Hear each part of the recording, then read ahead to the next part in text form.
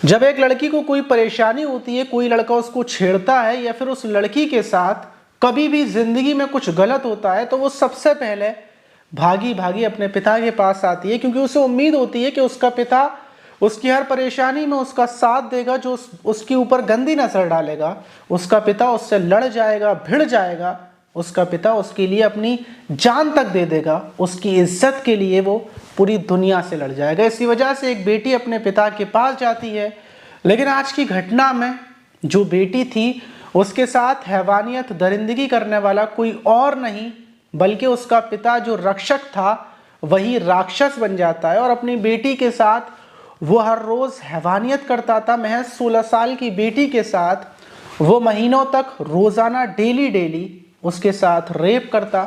इस बारे में किसी को कानो कान खबर नहीं थी, यहाँ तक कि उसकी बेटी की जो लड़की थी उसकी माँ तक को नहीं पता थी। और आखिर में जब वो लड़की 16 साल की लड़की 6 महीने की गर्भवती हो जाती है, प्रेग्नेंट हो जाती है, तब इस घटना का खुलासा होता है। और फिर वो लड़की अपनी दरिंदगी की कहानी बताती है कि उसके पिता ने, उसके सगे पिता ने उसके साथ हैवानियत की शुरुआत कैसे की और आखिर में इसका अंत कैसे हुआ, खुलासा कैसे हुआ। लेकिन ये घटना कहाँ की है और आखिर एक सगे पिता ने हैवानियत कैसे कर डाली, जब उसको पुलिस ने गिरफ्तार किया तो उसने क्या गुनाह कबूल किया, ये जो पूरी घटना है इसको सुनकर आपके रोंगटे खड़े हो जाएंगे। आप, हो सकता है अगर कोई लड़की हैं आप, तो आपको रोंगटे ही क्या बल्कि आप कपकपाने लगे। तो चलते हैं और जानते हैं शुरू से लेकर आखिर तक पूरी वीडियो को जरा सा भी आगे पीछे स्किप ना करें। माँ से उम्मीद है कि आपको, तो दोस्तों मेरा नाम माज से उम्मीद है कि आप सुरक्षित होंगे और सावधान होंगे, और हमारी दुआएं तो आपके साथ हमेशा रहती हैं कि आप सुरक्षित रहें और सावधान भी रहें। और जो आज की घटना है उसको शुरू करने से पहले मैं आपसे सिर्फ एक बात पूछना चाहूँगा कि आपको हमारी वीडियोस कैसी लगती हैं। अगर थोड़ी बहुत ठीक ठाक लगती हो तो एक कमेंट और चैनल को सब्सक्राइब ज़रूर कर लीजिएगा। और अगर आप नए चैनल को पहले से सब्सक्राइब कर रखा है तो भी कमेंट कीजिएगा, अगली वीडियो में हम आपका नाम लेकर शुक्रिया अदा कर सकें इस वजह से। तो आज की जो घटना है वो महाराष्ट्र की है। महाराष्ट्र का ज़िला है पुणे, और उसी पुणे का एक छोटा सा गांव है। उस गांव में ढेर सारे लोग रहते हैं। वहीं पर एक 16 साल की लड़की रहती है जिसका नाम नेहा है, जो अपने घर पर रहती थी, घर के कामकाज करती थी, अपने माता पिता के साथ रहती। जो उसके पिता हैं वो भी मजदूर, उसकी माँ वो भी मजदूर। दोनों माता पिता खेतों में चले जाते कुछ करने के लिए और पिता शहर चला जाता, थोड़े बहुत कामकाज कर लाता, पैसे कमा कर लाता। अब इसी के साथ नेहा की ज़िंदगी सुकून से चल रही थी, सब कुछ बिल्कुल ठीक ठाक चल रहा था। लेकिन नेहा की ज़िंदगी अचानक से बदल सी जाती है। जब 2023 लगता है तो एक वो लड़की जो हमेशा खेलती थी, मजाक करती, मस्ती करती, अपनी माँ से ढेर सारी बातें करती, वो अचानक से गुमसुम रहने लगती है। मार्च के महीने से वो बिल्कुल चुपचाप रहती, पूरे दिन अपने घर में बिल्कुल शांत रहती, ना कहीं बाहर जाती, ना कुछ करती, अपनी माँ से भी कम बातचीत करती है। माँ को लगता है कि शायद उसकी बेटी नॉर्मली परेशान है या फिर कोई बात होगी या फिर लड़की है, थोड़े दिन के बाद ठीक ठाक हो जाएगी। वक्त गुजरता रहता है, बढ़ता रहता है, और अब आकर अगस्त लगता है। ये मार्च, अप्रैल, मई, जून, जुलाई, अगस्त का जब महीना लगता है तो माँ देखती है कि आखिर उसकी जो बेटी है उसका पेट फूलता कैसे जा रहा है, पेट बढ़ता जा रहा था। बेटी से पूछती है कि आखिर तुम्हारे पेट में क्या हुआ है, ये क्यों फूल रहा है। बेटी बोलती है कि माँ मुझे नहीं पता, हो सकता है गैस या फिर कोई और दिक्कत हो, पेट में भी मेरे दर्द होता है। माँ वहीं पास का एक डॉक्टर था, वह झूला छाप डॉक्टर, उससे थोड़ी सी दवाएं लाती है, अपनी बेटी को खिला देती है। बात ख़त्म हो जाती है, वक्त और बढ़ता है। अब जैसे ही थोड़ा और वक्त बढ़ता है तो बेटी का पेट और ज़्यादा बढ़ जाता है। अब माँ को शक होता है, माँ का दिमाग थोड़ा सा ठनकता है। वो सोचती है कि जो मेरी बेटी है उसका जो महीना आता है, जब महीने में पीरियड्स वगैरह आते हैं, वो आना बंद हो गए हैं, काफ़ी टाइम से वो भी नहीं आए हैं, और उसको लगता है कि कुछ ना कुछ गड़बड़ ज़रूर है। इसीलिए वो इस शक को दूर करने के लिए सबसे पहले एक मेडिकल पर जाती है। वहाँ से जो चेक करने वाली होती है, प्रेगनेंसी चेक करने वाली, वो किट लेकर आती है और अपनी बेटी का चेकअप करती है। और जब माँ को पता चलता है कि जो उसकी बेटी है वो गर्भवती है, माँ के पैरों तले ज़मीन खिसक जाती है। बेटी को वो चिल्लाती है, डांटती है, उसको लगता है कि शायद इसका कोई बॉयफ्रेंड होगा या फिर किसी लड़के ने इसके साथ ऐसा किया है। लेकिन बेटी कुछ बताने को तैयार नहीं थी। माँ उसको मारती है और बोलती है तेरे पिता आएंगे तब तुझे बहुत पिटवाऊंगी, जल्दी से बता कि आखिर तेरे साथ ये किसने किया है। माँ के हाथ पैर फूल चुके थे, उसके पसीने छूट रहे थे कि आखिर मेरी बेटी के साथ ऐसी दरिंदगी किसने कर दी।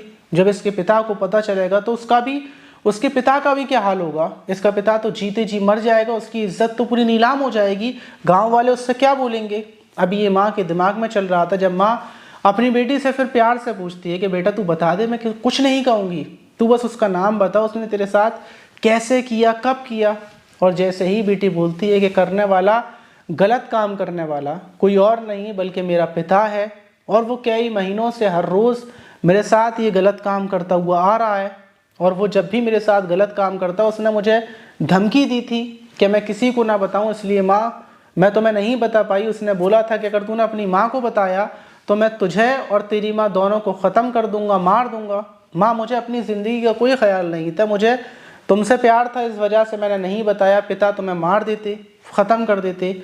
माँ ये सुनते ही माँ को यकीन नहीं होता, वो फ़ौरन अस्पताल लेकर पहुँचती है अपनी बेटी को, वहीं थाने में फ़ोन करती है, पुलिस को सूचना देती है कि मेरी बेटी के साथ उसके ही पिता ने, सगे पिता ने इस घटना को अंजाम दिया है। अस्पताल में पहुंचने के बाद जब पुलिस गांव में आती है, पिता को उठाती है, घर से गिरफ्तार करती है, और जब पुलिस पिता को गिरफ्तार करती है तो गांव में ये बात आग की तरह फैल जाती है। जो भी सुनता है कि आखिर पिता ने ऐसा किया।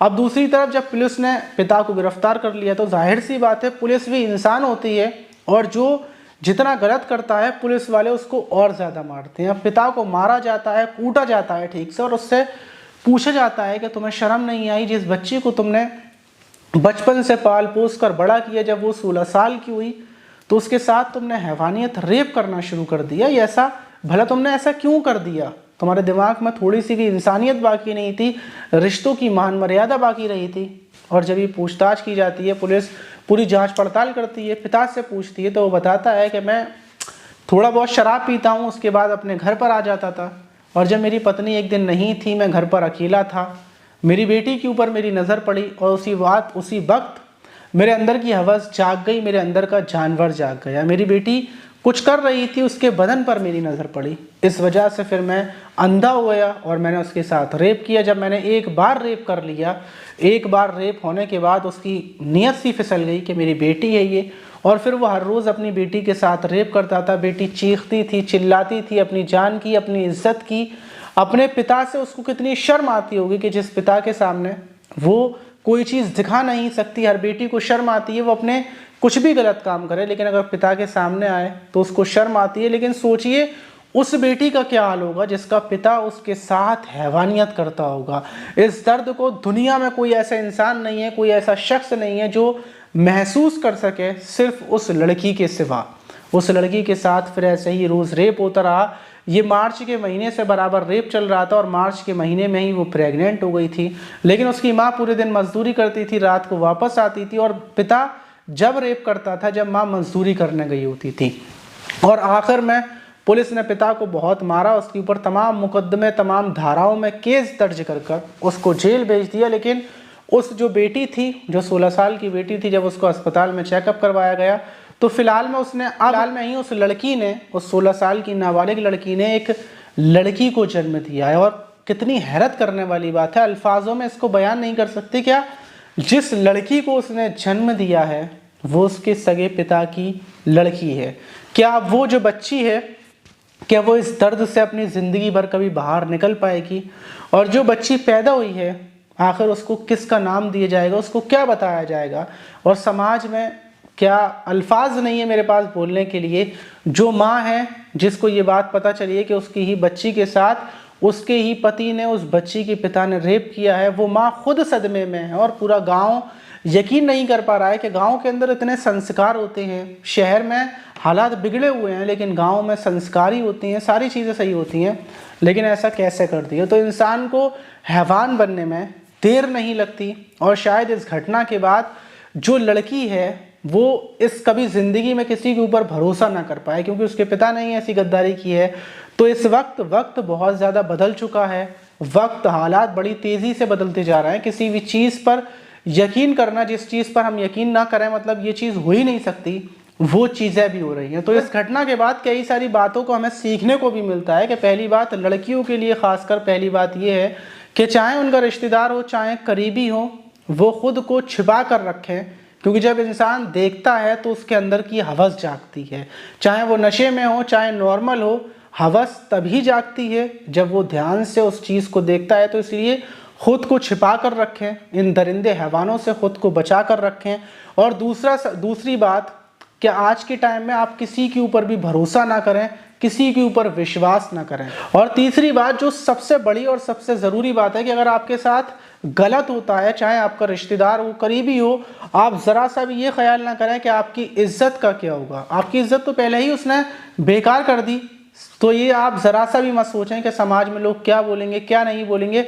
अगर आप उस चीज़ को बर्दाश्त कर लेंगे तो ये चीज़ बढ़ती जाएगी और आखिर में आकर बहुत बड़ा खुलासा होगा। अगर वो 16 साल की लड़की जब उसके साथ उसके पिता ने पहली बार रेप किया था, अगर वो पहली बार विरोध करती तो लोगों को पता ज़रूर चलता, लेकिन ये पता चलता कि उसके पिता ने उसके साथ रेप करने की कोशिश की, लेकिन उसने उस दर्द को बर्दाश्त किया, महीनों तक अपने पिता के साथ अपने पिता की हैवानियत को बर्दाश्त की। और आखिर में जब इस घटना का खुलासा हुआ तो ये हुआ कि उसने एक बच्ची को जन्म दिया, उसके साथ एक बच्ची और है। तो आप इस घटना पर क्या बोलना चाहेंगे कि ऐसे हैवान दरिंदों के ऊपर इनको क्या सज़ा मिलनी चाहिए? कमेंट बॉक्स में ज़रूर बताइएगा। और फिलहाल में हम कमेंट्स जो कमेंट्स जिन लोगों ने किए थे उसके जवाब देते, हमने कमेंट्स लोगों के सेलेक्ट भी कर रखे थे, लेकिन फ़िलहाल में जो हमारा इन्वर्टर है स्टूडियो का वो बराबर बोल रहा है, एक दो बार अभी बंद भी हो गया है, इसलिए सारी लाइट्स बंद करने के बाद ये वीडियो को हम शूट कर रहे हैं और रात के बजने वाले हैं 1, तो इसलिए जो कमेंट्स हैं उनको नोट कर लिया गया है। तो आप अगर चाहते हैं आपका भी कमेंट्स या फिर आपका नाम लिया जाए तो जल्दी से नीचे जाइए, या फिर आपको कोई सवाल हो नीचे जाकर कमेंट्स बॉक्स में कर दीजिए। अगली वीडियो में हम आपका नाम भी लेंगे और आपके कमेंट्स का जवाब भी देंगे। तो मिलते हैं किसी और वीडियो में, जब तक के लिए अपना ख्याल रखें, सुरक्षित रहें, सावधान रहें।